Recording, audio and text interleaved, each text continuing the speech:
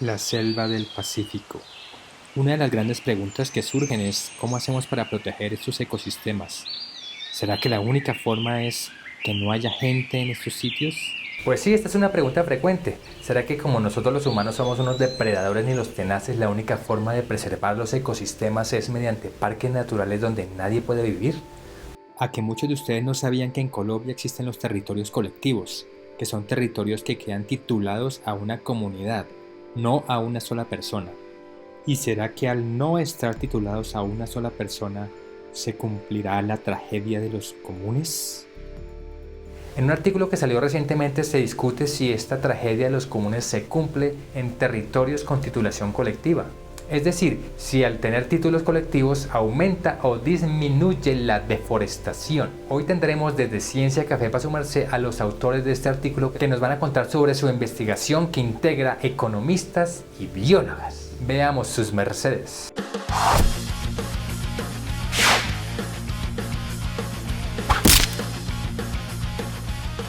Bueno, nosotros evaluamos cuál es el impacto de la Ley 70 en la deforestación. La Ley 70 fue esta ley que le dio el derecho a la propiedad colectiva a las comunidades negras de este país.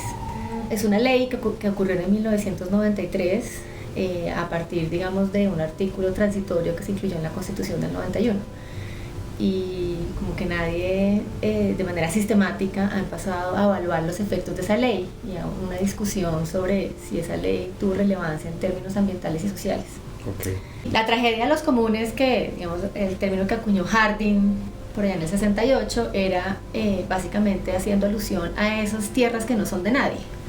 En algún punto de ese paper Harding se equivoca y dice que en lugar de hablar de tierra de nadie, dijo las tierras de propiedad común, igualando tierra de nadie a propiedad colectiva. Que no es lo mismo. Lo cual es un error, porque propiedad colectiva implica que un grupo determinado es dueño de un territorio. Entonces, eso en principio debería tener unos incentivos equivalentes a los de la propiedad privada, porque los dueños de ese territorio pueden diseñar reglas para manejar el recurso, etc.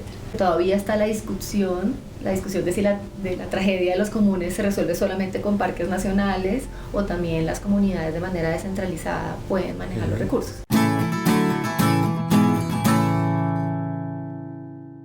El país ha buscado a través de distintas estrategias generar conservación en la región, desde generación de declaración de parques naturales, Gorgona, el Parque Sanquianga, el Parque Utría y demás, pero en su momento por la Constitución de 1991 y los debates de la Constitución se generó toda una discusión de cómo la experiencia acumulada de los resguardos indígenas en términos de conservación de la riqueza natural, y porque uno de los mandatos de la Constitución del 91 es precisamente la conservación de la riqueza natural, además de la conservación de la riqueza cultural del país, llevó a una discusión muy grande de si la estrategia que el país venía acumulando desde los años 60 y 70 de declarar territorios colectivos en resguardos indígenas se podía extender a otro tipo de pueblos ancestrales, y en particular los pueblos afrodescendientes, que en su gran mayoría fueron ocupando territorios de este chocobio geográfico, de toda esta zona del litoral pacífico. Y gracias a una estrategia conjunta de organizaciones afrodescendientes y organizaciones indígenas en la Constitución del 91 se dio un llamado a que se utilizaran estrategias similares para reconocer la ocupación ancestral de esos territorios, pero dentro de formas de ocupación colectiva y no necesariamente dentro de formas de ocupación privada.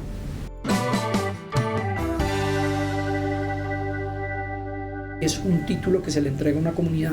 Esa comunidad tiene derecho a ocupar su territorio, tiene derecho a definir las reglas del juego, cómo se ocupa su territorio, tiene derecho a definir los planes de manejo de su territorio. Hay cosas que tiene que cumplir de la Constitución, no puede vender esa tierra, no puede fragmentar ni fraccionar esa tierra.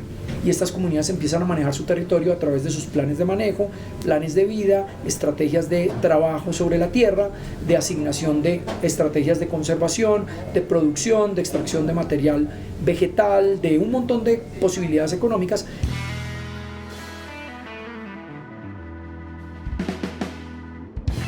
El 30% del territorio nacional es propiedad colectiva, o a comunidades negras, que son consejos comunitarios de comunidades negras, o a resguardos indígenas, que es una categoría, digamos, adicional de protección. Como que la gente solo se imagina que hay parques nacionales y eso es más o menos el 14% del territorio nacional. Pero además de parques nacionales están propiedades colectivas de resguardos indígenas y comunidades negras. En el caso de comunidades negras estamos hablando de 6 millones de hectáreas y es un territorio que va desde Panamá hasta el Ecuador, desde la cordillera occidental hasta el Océano Pacífico. El punto nuestro era evaluar si esa propiedad colectiva para el caso de territorios negros en Colombia había disminuido la deforestación o no. El otorgarle a comunidades enteras la propiedad colectiva de un territorio, ¿se vuelve tierra de todos o se vuelve tierra de nadie? Entonces en este estudio lo que hacemos es combinar métodos cualitativos y cuantitativos para poder utilizar imágenes de satélite, entrevistas en campo, visitas a distintos territorios, entrevistas a líderes que conocieron la historia durante los 80, los 90, los 2000 y demás de cada una de estas regiones.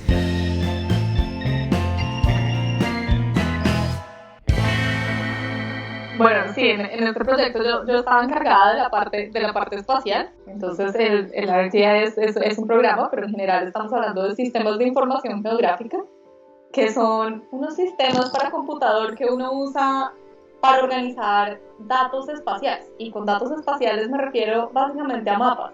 Y entonces esos pueden tener información espacial como píxel a píxel, como cuadradito por cuadradito, como en cada metro cuadrado, digamos. Yo puedo saber si hay un árbol o no un árbol. Una exageración, pero por ahí. O pueden tener información un poquito más amplia, como por ejemplo, este es el mapa de Colombia. Esa forma también está dentro de un mapa y en nuestro sistema de información geográfica. Entonces mi tarea en este proyecto era compilar esos dos tipos de datos, tanto los más amplios, que era la forma de Colombia, pero también la forma del Pacífico, pero también los sitios donde había parques nacionales, donde había comunidades negras, donde había carreteras, donde había ríos, y por otro lado mapas de si había bosque o no había bosque, y mapas de cambio, ¿cierto? Si entre este año y el siguiente se perdió bosque, entonces hubo deforestación, ¿cierto? Este píxel en el que yo antes veía un árbol ya no veo un árbol, o si se ganó bosque, entonces sembraron un árbol en ese sitio, ¿qué? Pasa, te ríes. Sí, hay sitios donde hay reforestación. Okay. Y esos datos, digamos, provienen de diferentes fuentes. En muchos casos del IGAC para las cosas más amplias. Y en el caso del bosque no bosque, vienen inicialmente de datos satelitales. La NASA ha tomado unas imágenes, unas fotos espaciales que el IDEAM procesa para decirte si hay bosque o no hay bosque en unos píxeles de 30 metros cuadrados. Digamos, los mapas los imprimimos en acetato así gigante y con eso nos fuimos a campo y le mostrábamos a la gente el cambio de la deforestación en sus territorios del 90 al 2005, al 2010, etc.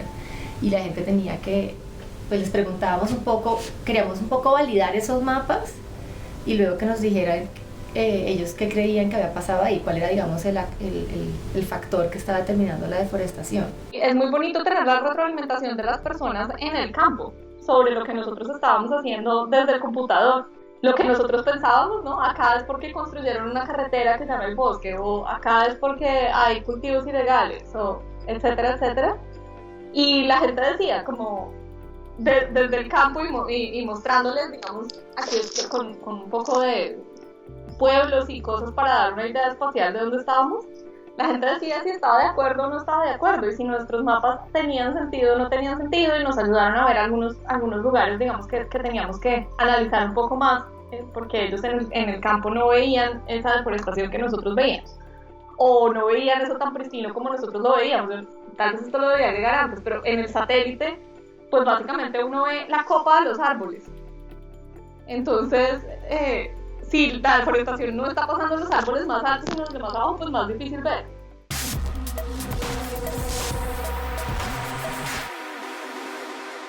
El resultado más importante de este último estudio es que nosotros, comparando como se debe comparar peras con peras y manzanas con manzanas, en los territorios donde ha habido titulación colectiva, las tasas de deforestación son más bajitas anual, y esas tasas de deforestación pueden llegar incluso en algunas de las regiones del Pacífico a cero, comparado con otros donde la tasa de deforestación es más alta. Y esto puede tener implicaciones muy grandes en términos de aprender a medir este tipo de cosas en territorios de este tipo, a hacer trabajo de campo combinado con métodos cuantitativos y poder entender las dinámicas de una forma adicional, distinta, alternativa a la figura tradicional que tenemos en el país, que cree que la solución es o por la propiedad privada o por la propiedad estatal. Es interesante lo que dices porque da un mensaje a aquellas personas que creen que la única forma para conservar es parque natural sin gente, ¿cierto? Correcto, correcto. Yo creo que este es un buen ejemplo en el sentido de que este territorio es un territorio que ha sido ancestralmente ocupado por comunidades que han aprendido a adaptarse a ese entorno natural, geográfico y demás, y que han definido estrategias de aprendizaje a punta de prueba y error de cómo vivir en el territorio.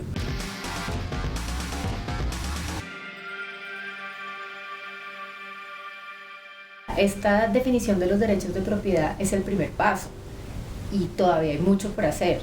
Por ejemplo, las comunidades negras no reciben transferencias de la nación ni del municipio. Entonces, ellos son autoridad de su territorio, pero no tienen los recursos para monitorearlo. Yo creo que esto hace parte de una serie de estudios que tienen que ser útiles en un momento en el que el país requiere debates de política pública basados en ciencia, basados en evidencia, y que hoy que hay tanto debate político frente a problemas de consultas previas, a problemas de conservación, de respeto por los derechos de las comunidades indígenas y negras, es una forma de contribuir desde la academia y desde la ciencia a unos debates de política que son muy sensibles y muy delicados sobre el riesgo que están corriendo ciertos territorios, ciertos sistemas culturales por algunos modelos de desarrollo que en algún momento pueden amenazar esa diversidad biológica o esa diversidad cultural. Muchísimas gracias, Andrea, por participar en Ciencia Café. En Ciencia para su merced. Ciencia para su merced. Ciencia para su merced. Eso.